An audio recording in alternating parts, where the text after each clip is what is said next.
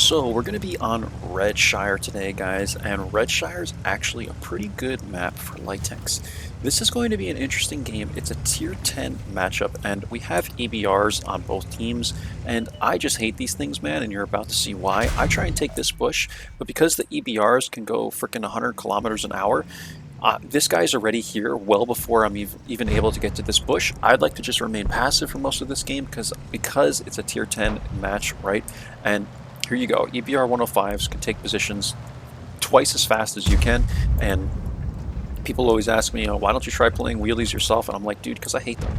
I don't like the whole idea that there's wheeled vehicles in this game. I just think it was a stupid decision on Wargaming's part, but it was a money grab because now everybody wants to play these wheeled vehicles and fly across the map at literally 90 kilometers an hour, and I just think it's dumb, man. I don't like the idea at all, and I'm, pretty sold on just staying with my tracked light tanks.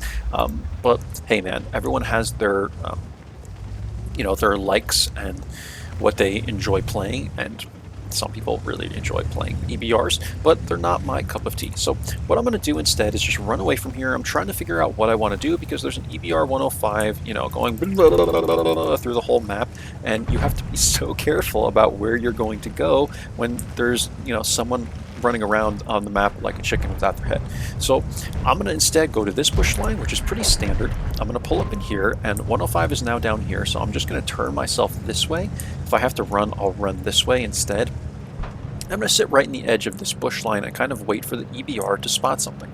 And what I do now, and what I'm noticing, is that the 105 is going to likely light the boar or the Conway or somebody in here. So I'm actually going to load HE and just sit in the bush line, like further back in the bush line like this, and just wait for him to start spotting something. And then I even say like F8 ready to fire.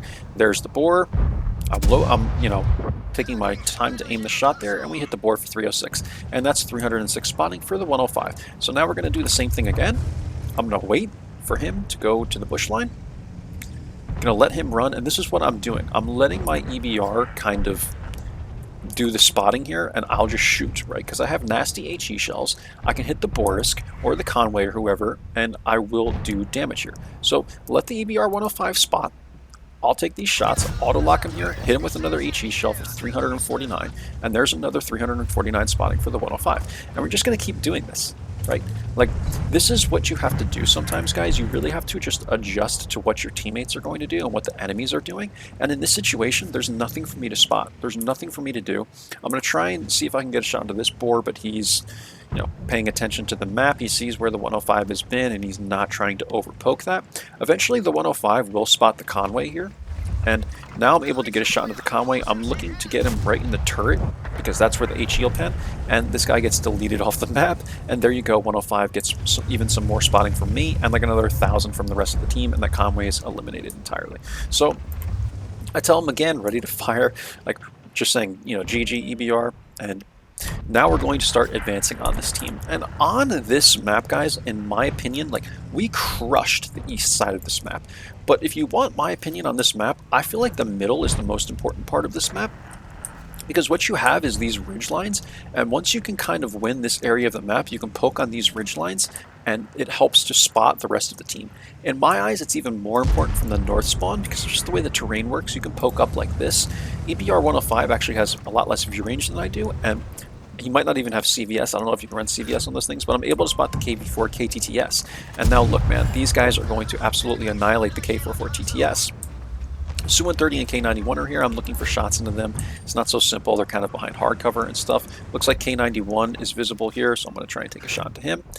I shoot that one. It ricochets, and I think you can actually pen this guy. I tested it, right? So I looked, and I'm like, yeah, I can actually pen the side plate with HE, so let me take that. So I'm going to take this shot, and it looks like it goes in there. I didn't see a splash, so hopefully that went in, but I don't even remember, to be honest with you guys. But we'll find out. And now EBR is getting really aggressive here. Likely we're going to win this game, but they are starting to bring it back because they're pressing this western portion of the map. And I think that's a good idea on their part. Like, honestly, these guys have defended the east pretty well. You don't want to send all these guys back, because then we would end up losing or winning the west as well, and we can easily press this team. But yeah, what I wanted to emphasize in this video for you guys was the mid. How did you like that shot in the 105, man? Maybe a little lucky, but I hate those damn things, man. effing EBRs. And then I said, oh, sorry, bro. So I don't want to insult my EBR 105. I just like being sarcastic and funny in the chat sometimes, guys. But we're going to be just kind of hanging out here, waiting for now the 105 to further spot this team, because this is the guy that has all the, you know, looks, I think that shot did miss on the K91, by the way. But we're able to get that one into him, and the 105 is the guy that has all the active scouting ability, right? That's what I was going to say. So I might as well just let him go and do what he, you know, does best, right? Until he ends up being eliminated from the game, if he does get eliminated, and then I can pick up the slack for him. So 105 is trying to go for the Borisk here. He's pushing in, pushing in. He's trying to light the Borisk without getting lit himself, really. He's trying to do all these active runs. Eventually, he goes over the ridgeline there. He's going for the Borisks. I'm able to eliminate the 5120, who was sitting right here. And Borisk goes down, and now we're just going to be pushing into this team, man. That's about it, guys. Like, at this point, I know that enough of these guys have been eliminated where I can just YOLO the Borisk. I have the HP. Borisk is able to clean up the 105. And I said, this one is for my fallen brother. Okay, watch this ram, guys. I'll just give you my camera view. Watch this HE shell and ram on the Borisk, okay? We're going to absolutely punish this guy. How dare he put a shell into my EBR 105, and I give him a little salute, like, you know, this is for my fallen brother. And yeah, we absolutely annihilated that guy. So don't be afraid to ram these smaller tanks, guys. The Batchat 12Ts are basically the exact same body as the Borisk, and I'm telling you, like, you can ram the crap out of these tanks with the Hawk 30. Don't be afraid to do it. Just go for it. We only took 121 damage, but we did 738 with the ram and the HE shell combined in that couple of seconds. So now we're going to go after the Char, guys. We're running after this guy, and I want to ram this guy too, man. I'm just like, screw it, I'm just going to ram this dude too.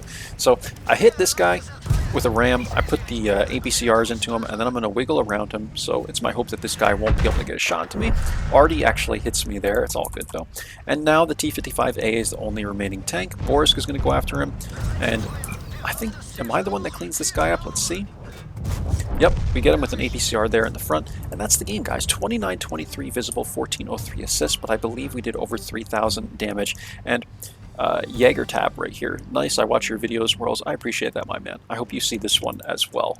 And shout out to you, man. So, again, guys, we did over 3,000 damage here. I'm going to show you the M plates, I believe, anyway. 3 kills, 1,400 spotting, and that's it. So, a quick map overview for you guys. I'm not going to do anything crazy with like the free replay camera, but these ridge lines, guys, these ridge lines are pretty vital to take, right?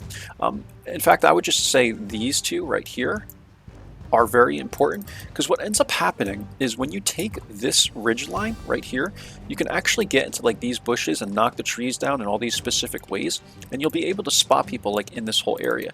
And then furthermore, you'll also have crossfire at people that are over here. Like, we were able to quickly and easily clean up the AMX 50-120, or it wasn't the 50B, it was, yeah, I think it was AMX 120 or whatever it was. We're able to clean him up with ease because his side plate is easily exposed, and you can take the shot like this and it's easy. What you have to watch out for on this map is this portion of the map and all the crossfire, right? This portion of the map, if you're in the center, like, you can get side shots going like this, but you have to be cautious of anybody, like a light tank that might sit in this bush, and they'll have shots. You have to be careful of tank destroyers that'll sit here. These trees are knocked. I know someone was sitting here. You got to be careful of a tank destroyer that might sit here and has the render range to take shots at the mid. There's just a lot of crossfire going on this map, and I would urge you guys to always be looking at the map and just pay attention to what's going on the map, because crossfire really is vital, in my opinion, on this map, and you will get a lot of it. Like, a lot of it going like this, going like this, going like this, like whatever, guys. Like, and these guys can shoot people over here depending on who owns what portion of the map. But again, once you win these ridge lines, there's another, the bush that I initially tried to go to, the bush line and tree that I initially tried to go to, here you can use going the other way and try and spot people like back in these areas. And then, of course, you also got to be careful if someone's sitting back in this corner, and then there's tank destroyers that also like to sit back here. Like, there's just a lot to look out for on this map. It's not necessarily a corridor map. You do have your heavy line, but this map is wide open. Understand the terrain, guys. Really just take a look at this map, the overview of this map, and understand what's going on, right? Because there is so much to be looking out for on this map. People can poke up like literally anywhere and get shots onto you safely by using ridge lines and stuff. So just be very cautious about that. And I would say, if you're ever in doubt, just try and, play these ridge lines and then retreat if you're in trouble, and you can always come back to like this entire area on that spawn, or you can come back to like this entire area on this spawn. And worst comes to worst, if you're out of options completely, just come back to this corner, like over here or behind this rock. Like, I want to give you guys some options to retreat if you have to, but we didn't have to retreat in this game, obviously. So hopefully that helps you out on REDSHIRE, and I'll leave this open for a thumbnail, guys, and let's get into the end plates. So I think I forgot to close this one from the last replay. Here it is, first class, guys. We did 3235 damage, 1403 spotting. And we were, it looks like, top by experience here. The EBR 105 had a phenomenal game, 1,111 experience. Shout out to this guy. I'm not even going to attempt to say this guy's name, but if he happens to watch this video or you know this player, shout out to him. He did a very, very good job in the 105. And I think I did a good job in supporting this guy. Sometimes you just have to play kind of a different role. We played a supporting role in this game, almost like a tank destroyer, and E3 had a decent game as well. I know this is a big gun, so pretty easy to do damage in the E3, but we played a supporting role here, guys, and look, we came out with top experience, 2 badges, man. These 2 badges here, and what more can you ask for, guys? This was a tier 10 game, an 8, 9, 10 game, and we came out with top experience. So adjust your playstyle if you have to. Here's a good example of how to do that. Here's some examples of how to play REDSHIRE specifically, and I hope that it helps you out. If you are learning from it, do sub to the channel, guys, or if you think someone else will like the content, recommend it for them, because that's what I'm here for. I'm here to help light tankers. We're crapped on way too much in the chat, and I just want you guys to be more comfortable with your lights, man, because I've been doing this for years, and at least once every single time I play this game in a session, I am crapped on, even if I'm doing the right thing in a light tank, right? So again, sub if it's helping you out, guys. Like, comment if you have any questions, and I will see you for the next video. Take care. Bye-bye now.